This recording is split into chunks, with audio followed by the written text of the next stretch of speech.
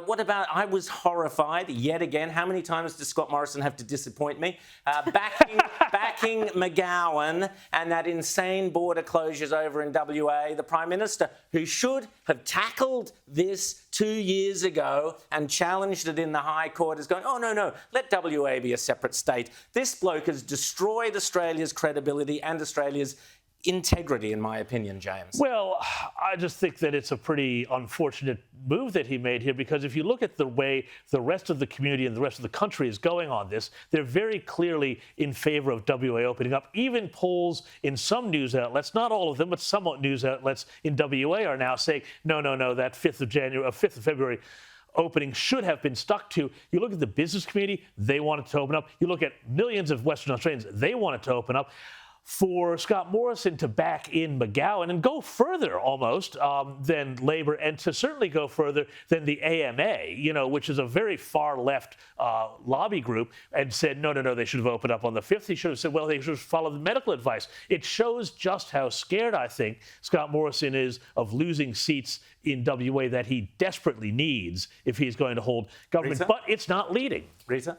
It's not leading. It's showing a complete betrayal of his conservative principles. It's not providing any opposition. We've now got business leaders providing opposition to McGowan because the Prime Minister refuses. He's a man who went to the country and said, at 80% double vaxxed, we will reopen the country. We're now approaching 95%, and we've still got a state that's completely closed off. There are so many, there's literally thousands of hardship cases, people not being able to see family members, people not being able to be there for funerals, births of children, to see their loved ones one last time. And there's no opposition from the Conservative side here. I mean, the local opposition party, well, there's 2 of them left. They're bloody hopeless. And everyone wonders, how is McGowan so popular? Why wouldn't he be when he's got absolutely no opposition? He can do as he wishes.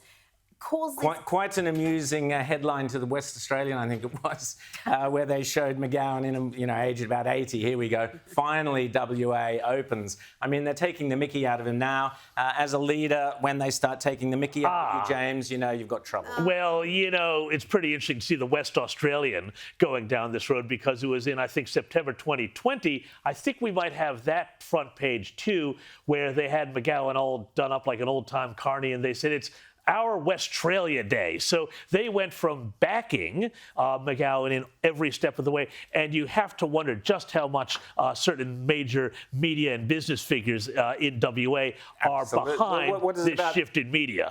Are you suggesting Stokes is not happy at the moment? Is that because the West Australian, and really shame on them, because they have been the McGowan newsletter. Correct, they have led the insane scaremongering. They have been absolutely hysterical almost from day one, and they have really justified everything McGowan's done because they have been so over the top insane. Everything he's done has seemed proportionate. So for them to Johnny come lately do a funny front page, too little, too late, get stuffed.